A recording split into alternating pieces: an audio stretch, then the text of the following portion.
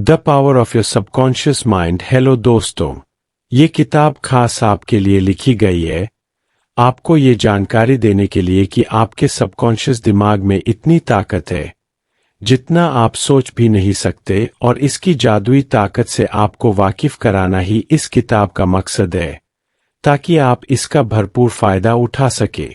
अध्याय 1, आपके अंदर एक खजाना मौजूद है, सबकॉन्शियस माइंड। एक 75 साल की विधवा ने हमारे लेखक को खत लिखकर बताया कि वो दोबारा शादी करके घर बसाना चाहती है और खुश रहना चाहती है। उसने वही किया जैसा लेखक ने उसे करने को बोला था।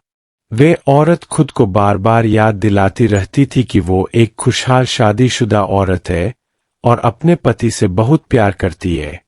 और आखिर में एक दिन वो एक बड़े फार्मासिस्ट से मिली और उनसे प्यार कर बैठी। आज दोनों शादीशुदा है और खुश है। आपके अंदर असल में एक पूरी सोने की खान है जो आपका सबकॉन्शियस माइंड है। बस अगर आप इसे कंट्रोल करके अपने फायदे के लिए इस्तेमाल करना सीख जाए तो क्या बात है। आप जब किसी टेस्ट से पहले खुद को ये यकीन दिलाते रहते हैं कि आप फेल हो जाएंगे या फिर कोई चीज आपको नहीं मिलेगी, तो दरअसल आप अपने ही दिमाग को ऐसा करने के लिए मजबूर कर रहे होते हैं। आप अपने दिमाग की सुपर पावर को गलत आइडिया दे रहे होते हैं कि आप ये नहीं कर सकते या वो नहीं कर सकते। मगर ऐसा कभी मत कीजिए, कभी भी अपने दिमाग में नेगेटिव आइडिया मत आने दे, बल्कि पूरे जोश के साथ दोहराते रहे, विश्वास रखे और उम्मीद भी, और फिर आप देखेंगे कि आपके सबकॉन्शियस माइंड ही आपके सारे सवालों का जवाब बन जाएगा।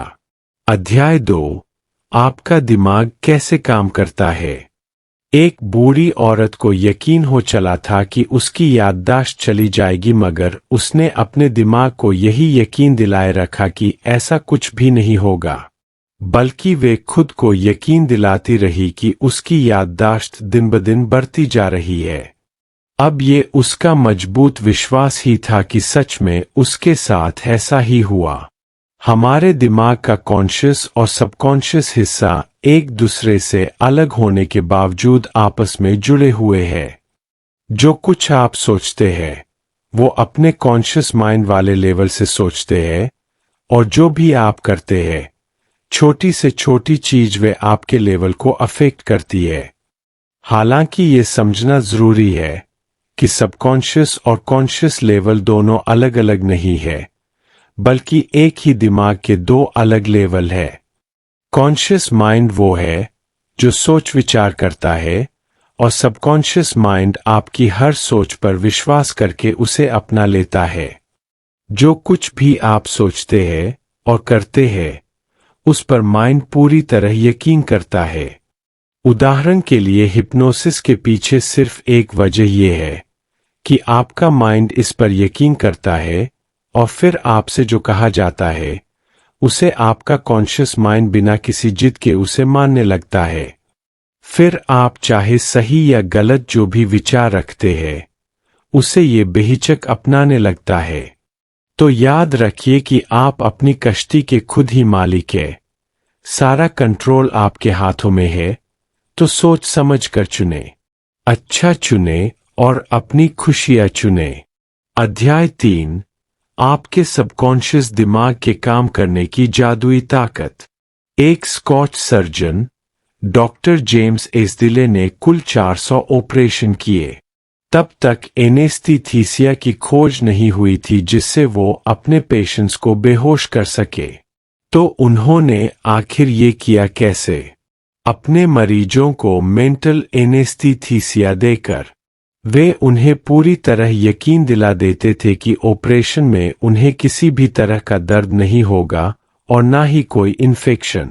उनके ऑपरेशन सफल हुआ करते थे और उनका मोर्टेलिटी रेट यानी पेशेंट्स का मरने का रेट भी बहुत कम था, सिर्फ 2 या 3% ही। अपने मरीजों का ऑपरेशन करने से पहले वे उनके सबकॉन्शियस माइंड को हिप्नोटिक करके उनके कानों में बोलते थे, तुम्हें कुछ नहीं होगा, तुम ठीक हो जाओगे, तुम स्वस्थ हो। आपका सबकॉन्शियस दिमाग आपका सब कुछ कंट्रोल करता है। आपके खून का बहाव, आपका डाइजेशन और आपके थॉट्स। एक बार अगर आप इसकी ताकत समझ ले तो इसे अपने फायदे के लिए इस्तेमाल कर सकते हैं। जब आप नेगेटिव सोचते हैं तो वे आपकी डिस्ट्रक्टिव इमोशन होती है जिसे अपने दिमाग से निकालना बेहद जरूरी हो जाता है, वरना आपकी बॉडी में उल्सर्स, हार्ट प्रॉब्लम्स, एंजाइटी या मेंटल इलनेस जैसे प्रॉब्लम्स होना शुरू हो जाएंगी। अपने दिमाग में उठने वाले हर ख्याल पर गौर करें क्योंकि वही फिर आपके एक्शन बनने लगते हैं। क्योंकि जब भी आप सोचते हैं, जो कुछ सोचते हैं, उसे आपका माइंड रिएक्शन देने लगता है। तो जब भी आप सोए उससे पहले मन में एक इरादा करें, एक टारगेट चुने और खुद से ही कहे कि आप उसे पूरा करना चाहते हैं।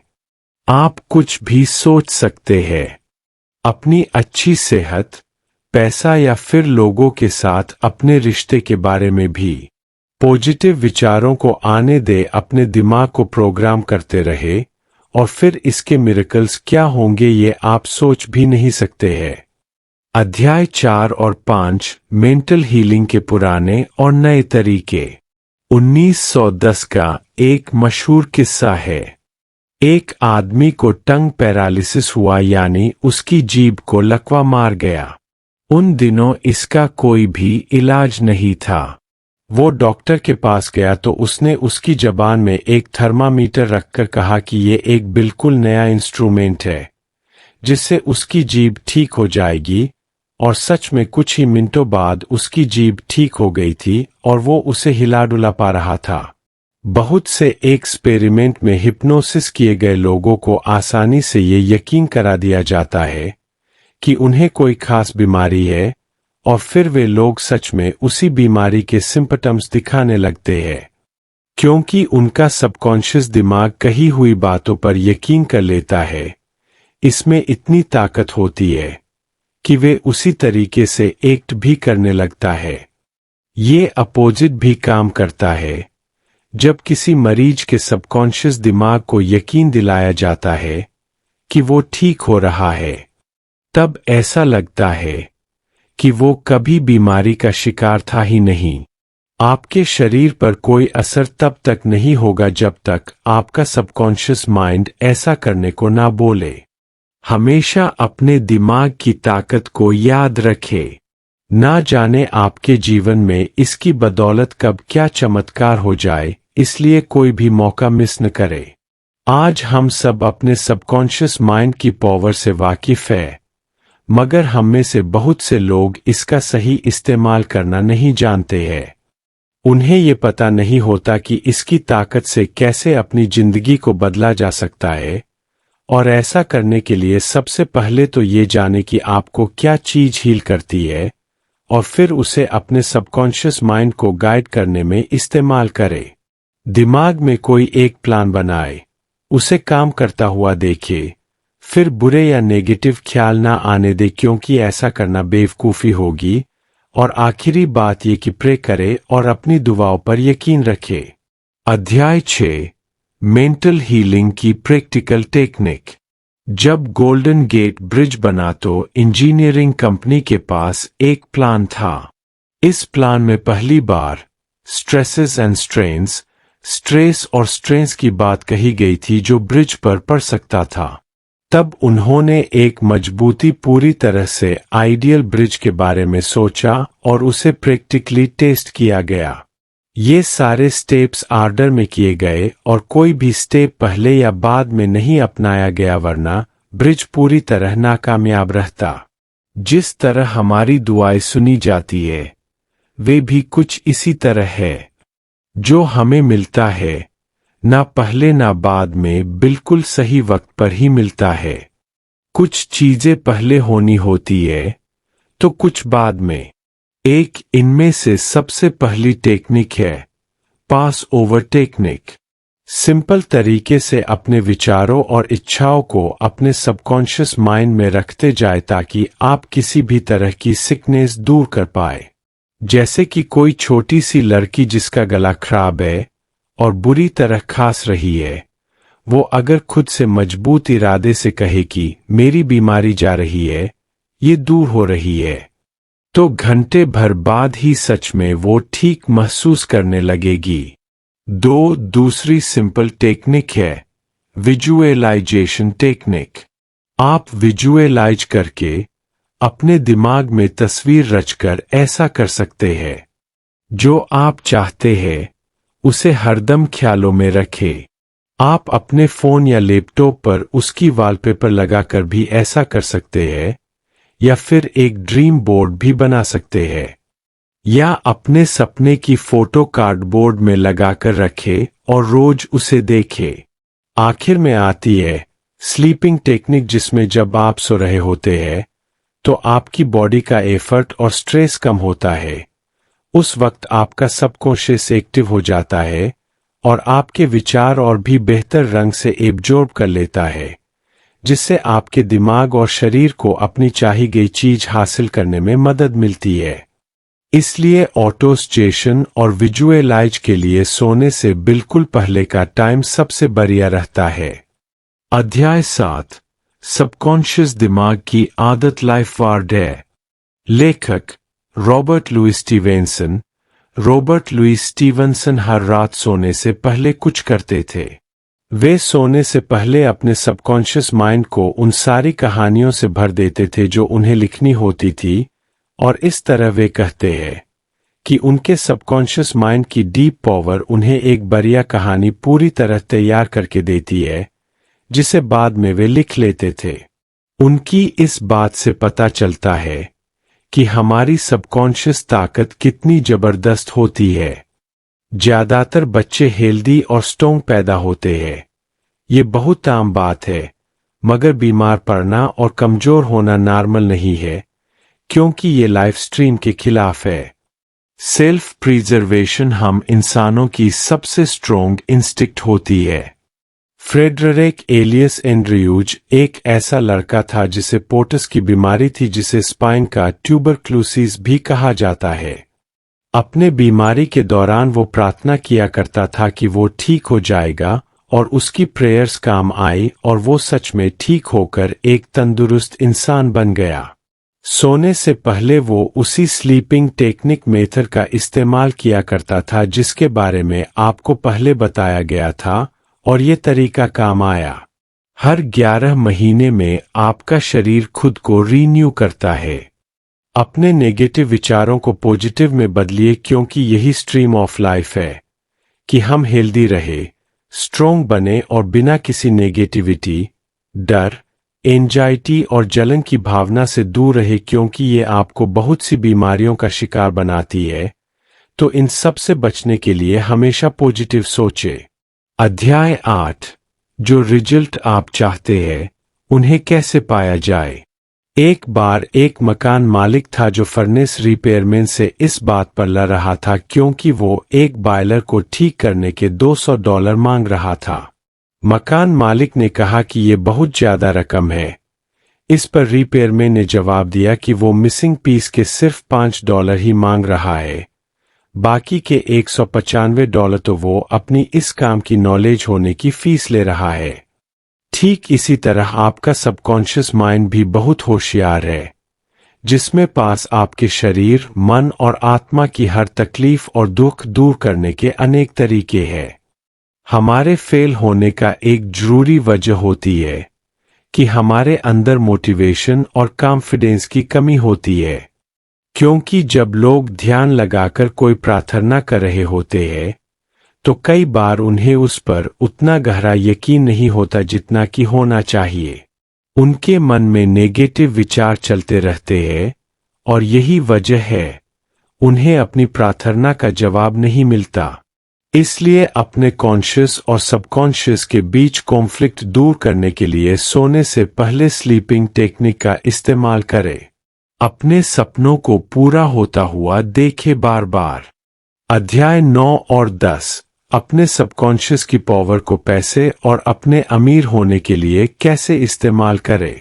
लेखक का एक दोस्त सालाना 75,000 कमाता है, यानी लगभग 55 लाख रुपए।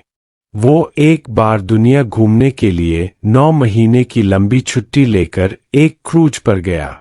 उसने खूब पैसे उड़ाए, मजे किए और जब वो वापस काम पर लौटा तो उसने कुछ महसूस किया कि उनके कई साथी जो उनसे बिजनेस के बारे में ज्यादा जानते थे और इवन बेहतर काम कर सकते थे, लेकिन वो सारे उनसे छोटी पोजीशन में ही रह गए थे और उनसे कम सैलरी लेते थे। ऐसा क्यों था? क्योंकि उन सब को ना तो अपने की पावर के बारे में ना तो कोई नॉलेज थी और ना ही कोई इंटरेस्ट, और इसलिए उनके कोई बड़े सपने भी नहीं थे। ऐसे लोग एक तरह से क्रिएटिविटी से भी कोसों दूर होते हैं। सच तो ये है कि कोई भी रातों रात अमीर नहीं बनता सिर्फ सोचने भर से। इसके लिए आपको माइंड में कुछ नए आइडिया सोचने होंगे, इसे मोटिवेट करना पड़ेगा, तभी तो ये आपको अमीर बनने में मदद कर पाएगा। इसे मोटिवेशन देते रहे कि आप अमीर हैं, आप प्रॉफिट कमा रहे हैं और आपका जो नए विचार आपको देगा उन पर काम करना शुरू कर दे। जो आप कहे उसे पूरी तरह यकीन करें, क्योंकि आपका तभी उन आइडिया को एक्सेप्ट करेगा जब आप अपने कॉन्शियस माइंड में भी उन्हें एक्सेप्ट करेंगे। अगर आपको ज्यादा पैसे कमाने की चाहत नहीं है तो फेल होने की राह में यही पहला कदम होगा। सबसे पहले तो ये विचार दिलो दिमाग से निकाल फेंके कि पैसा सब बुराई की जड़ है, क्योंकि जब आप इसे बुराई मानकर नफरत ही करेंगे तो भला इसे कैसे अपनी तरफ अट्रैक्ट कर सकते हैं। पैसे से नफरत करेंगे तो आपके हाथ कुछ नहीं लगने वाला। इसके बदले पैसे को अपना सबसे बड़ा दोस्त समझकर इसे प्यार करें। अपने अमीर होने पर यकीन रखें। जो लोग पैसे की बुराई करते हैं अक्सर वही किसी ना किसी फिनेंशियल परेशानी से गुजर रहे होते हैं। जो ऐसा सोचता है उसके दोस्त जब उससे ज्यादा कमाते हैं और आगे निकल चुके होते हैं तो ऐसे लोग जल भुन कर खाक हो जाते हैं। उनका दिमाग नेगेटिव विचारों से भर जाता है। जिस चीज के लिए वो प्रे कर रहे होते हैं अब उसी को कोसते रहते हैं। पैसे की ताकत बड़ी है मगर इसे भगवान ना बनाए। पैसा तो बस सफल होने की एक निशानी है। असली खजाना तो आपके दिमाग में छुपा है, जो आपके विचार है। इसलिए पैसे की कभी भी बुराई ना करें। अध्याय 11 और 12। आपका सबकॉन्शियस माइंड आपकी सफलता का साथी है और देखिए किस तरह साइंटिस्ट इसका इस्तेमाल करते हैं। सफल होने के लिए 3 खास स्टेप्स है। स्टेप 1, अपने पसंद की चीजें करें जिनसे आपको खुशी मिलती हो। अगर आपको पता नहीं कि वो क्या है तो उसे जानने के लिए पूरे दिल से प्रार्थना करें। स्टेप 2, किसी एक खास चीज में महारत हासिल करें। जो आपको पसंद हो उसके बारे में ज्यादा से ज्यादा जानकारी रखें। जैसे कि मान लो आपको डेंटिस्ट का काम पसंद है तो इसकी किसी खास ब्रांच में स्पेशलिस्ट बन जाए, जैसे एंडोडोंटिक्स या ओरल सर्जरी या किसी और चीज में। स्टेप 3, जो भी आपको पसंद हो वो सिर्फ आप तक ना सीमित रहे। सिर्फ आप ही नहीं बल्कि बाकी लोगों के भी काम आए। अपनी पसंद से दूसरों का भी भला करे तो बेहतर होगा। इन सब स्टेप्स को अपनाते वक्त अपने की पावर को कभी ना भूले। बहुत से साइंटिस्ट इस बात को जानते और मानते थे। एडिसन, मार्कोनी, आइंस्टाइन और बाकी बहुत से साइंटिस्ट अपने की आवाज सुनते थे और इसका उन्हें बहुत फायदा भी हुआ। बेहद कामयाब इलेक्ट्रिकल साइंटिस्ट टेस्ला को जब भी कोई आइडिया आता था तो वो अपने ख्यालों में ही उसका इन्वेंशन कर लेते थे। वो जानते थे कि अपने का इस्तेमाल करके वो जो चाहे वो बना सकते हैं। उनका दिमाग उस पॉइंट पर पहुंच चुका था कि किसी भी डिजाइन के इन्वेंशन होने से पहले ही उनके दिमाग को उस डिजाइन का डिफेक्ट भी नजर आ जाता था।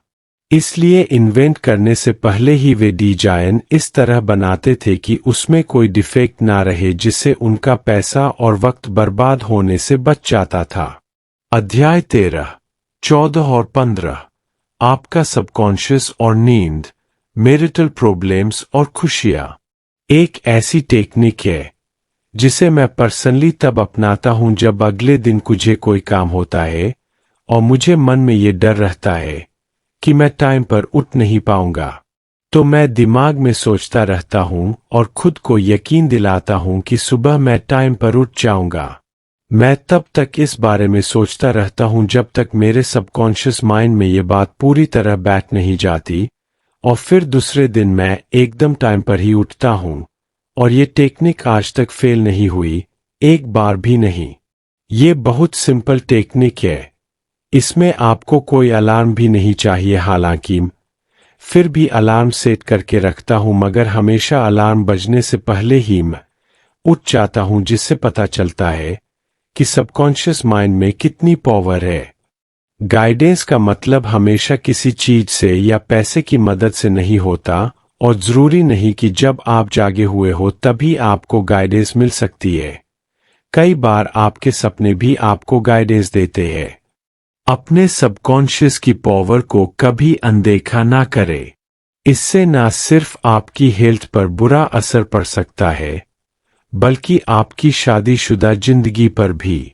किसी के साथ जिंदगी भर का सफर निभाने के लिए आपका रिश्ता स्पिरिचुअल होना भी जरूरी है।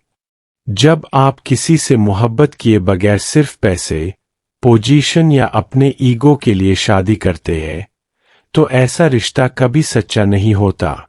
ऐसे रिश्ते लंबे समय तक नहीं टिक पाते हैं।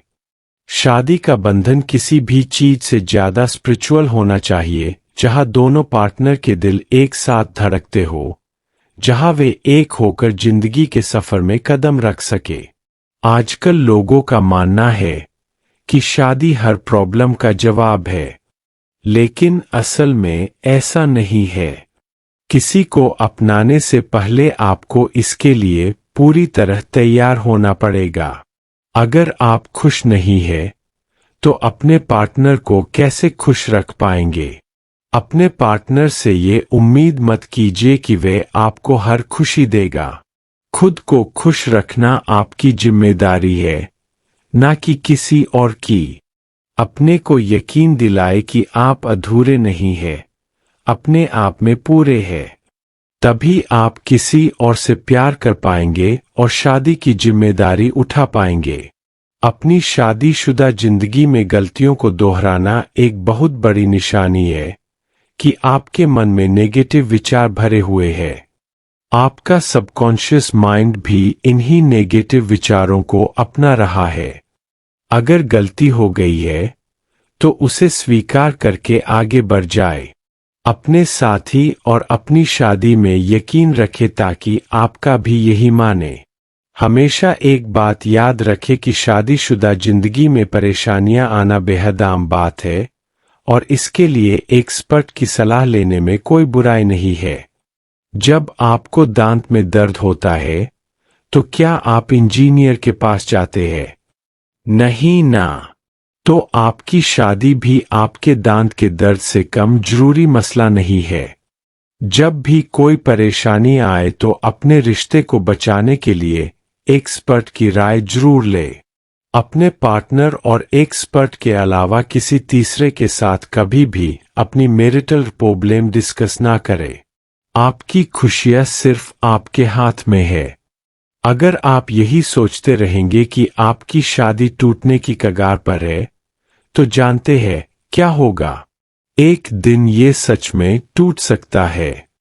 क्योंकि आप ऐसा सोचते हैं, तो आपके सबकॉन्शियस को भी यही यकीन होने लगता है। जब आप खुशियों की जगह नेगेटिव सोचेंगे तो खुशियां कहां से पाएंगे? अब सवाल है कि खुशियां कैसे चुनी जाए। इसके लिए आपको रोज सुबह उठकर खुद से ही दोहराना है कि आपकी जिंदगी ऊपर वाले की दी हुई है और इसका कंट्रोल उसके हाथ में है, और वो जो आपके लिए चुनेगा सबसे बढ़िया होगा। जो कुछ भी होगा एकदम बढ़िया होगा और आप हमेशा खुश रहेंगे।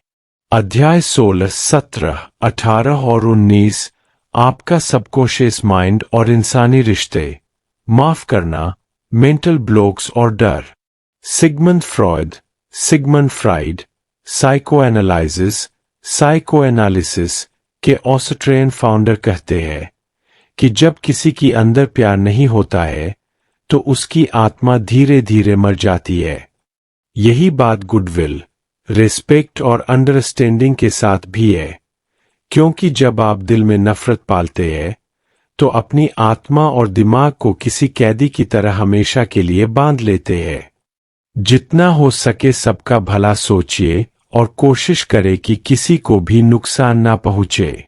नफरत करने वाला इंसान का हाल वही है जो जहर पीता है और सोचता है कि उसे कुछ नहीं होगा। ये पागलपन है, क्यों है ना? तो आप क्यों दूसरों को धोखा देते हो, हर्ट करते हो, उन्हें दुख देते हो जब आपको पता है कि ऐसा करने से आपके दिमाग में भी जहर भर जाएगा, आपका खुद का नुकसान होगा। लोगों को रिस्पेक्ट दो और उनसे हमेशा अच्छे से पेश आओ। जैसा आप खुद के लिए चाहते हो वैसा व्यवहार दूसरों से करो। आप दूसरों के बारे में क्या सोचते हैं ये सिर्फ आपके हाथ में है, औरों के नहीं।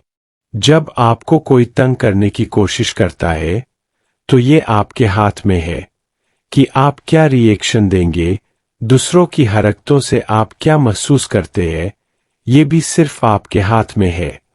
अब चाहे आप उस बात से चिढ़कर पूरा दिन खराब कर ले या फिर उनकी बातों को इग्नोर करना सीख जाए, उन्हें माफ करना सीख जाए। लोगों को माफ करना दरअसल दिमाग के लिए नेगेटिव विचारों के खिलाफ एक एंटीडोट की तरह काम करता है। जब आप लोगों को माफ करते हैं तो आपकी आत्मा एक शांति और सुकून से भर जाती है और एक तरह से लोगों को माफ करके आप लाइफ को पेबैक भी करते हैं, क्योंकि जिंदगी हमेशा आपको मौके देती है। जब कभी गलती से आपकी उंगली कट जाती है या पैर पर चोट लग जाती है तो आपका सबकॉन्शियस भी कुछ इसी तरह आपको माफ करता है, उस चोट को हील करके। एक आदमी था जो दिन रात इतनी मेहनत करता था कि एक दिन उसे हार्ट प्रॉब्लम हो गई। उस आदमी ने कभी मुश्किल से ही अपने बच्चों के साथ वक्त बिताया था। हमारे लेखक ने उससे बात की। उसने उस आदमी को समझाया कि उसके ऐसा करने की वजह यही है कि उसे अपने बच्चों को वक्त ना देने का दुख अंदर ही अंदर खाए जा रहा था और दिन रात कड़ी मेहनत करके वो एक तरह से खुद को सजा दे रहा था। उसे खुद को माफ करना सीखना होगा, तभी वो खुश रह पाएगा। हम इंसान आदत से लाचार होते हैं। बुरी आदत और अच्छो आदत के बीच सिर्फ एक चुनाव का फर्क होता है। आप क्या चुनते हैं ये आपकी मर्जी है। चाहे तो आप बुरी आदत अपनाएं या अच्छी, सब आपके हाथ में है। बुरी आदत को दूर करने के लिए उसे इग्नोर ना करें। एडमिट करे कि वो आपकी बुरी आदत है और उसे दूर करना है। बहुत से शराबी जिंदगी भर शराब नहीं छोड़ पाते क्योंकि वे मानते ही नहीं कि वे शराबी है। उन्हें शर्म आती है ये मानने में, पछतावा होता है और उनके ईगो को ठेस पहुंचती है और नतीजा ये कि वे कभी भी इससे छुटकारा नहीं पा सकते। कोई भी आदत अपनाने के लिए पहले खुद को तैयार करना होगा। जब आप इस पॉइंट पर आ जाए कि आपको अपनी कोई बुरी आदत छोड़नी ही छोड़नी है तो खुद की पीठ थपथ पाए, क्योंकि आपने आधा किला फतह कर लिया है। अपने को कंट्रोल करने की राह में पहला रोड़ा है आपका डर। इसे दूर करने के लिए आप वही कीजिए जिसे करने से आपको सबसे ज्यादा डर लगता है। एक बार एक लेडी एक ऑडिशन देने पहुंची। हालांकि अपने स्टेज फोबिया की वजह से वो 3 बार पहले फेल हो चुकी थी। उसकी आवाज में जादू था, मगर उसके नेगेटिव ख्याल उसके पर जमे हुए थे और इसीलिए हर बार स्टेज पर जाने के ख्याल से ही वो डर जाती थी। उसने इसका जो इलाज निकाला वो बेमिसाल था। वो खुद को दिन में 3 बार कमरे में बंद कर लेती थी। एक चेयर पर बैठकर रिलैक्स होकर वो अपनी आंखें बंद कर लेती थी। फिर वो खुद में दोहराया करती कि उसके पास गजब की आवाज है जिसकी बदौलत वो किसी का भी दिल जीत सकती है। वो खुद से 10-10 बार कहती थी कि उसे स्टेज पर डर लगता। जिस दिन उसका ऑडिशन था उसके एक रात सोने से पहले उसने ये टेक्निक दोहराई और कमाल की बात है कि ये काम कर गई। वो ऑडिशन देने के लिए स्टेज पर चढ़ी, बहुत ही खूबसूरती से गाया और लोगों पर अपनी आवाज का जादू चला दिया। अध्याय 20 जवानदिल कैसे बने रहे हमेशा। लेखक के एक पड़ोसी को रिटायरमेंट इसलिए लेनी पड़ी क्योंकि वे 65 साल के हो गए थे। उस आदमी ने लेखक को कहा कि उसके लिए रिटायरमेंट किंडरगार्टन से फर्स्ट ग्रेड में जाने जैसा है। उसके लिए ये जिंदगी और विजडम की राह में एक और कदम रखने जैसा है। उसका सोचना कितना सही है। हमें उम्र को इसी तरह लेना चाहिए। उम्र का मतलब सिर्फ सालों का पड़ाव तय करना नहीं है, बल्कि अनुभवों और समझदारी के अलग अलग पड़ावों से गुजरना है, और यही मरते दम तक चलाना चाहिए कि हम जिंदगी का भरपूर फायदा उठाते रहे। 65 से 95 साल की उम्र के बहुत से साइंटिस्ट ने यही किया है।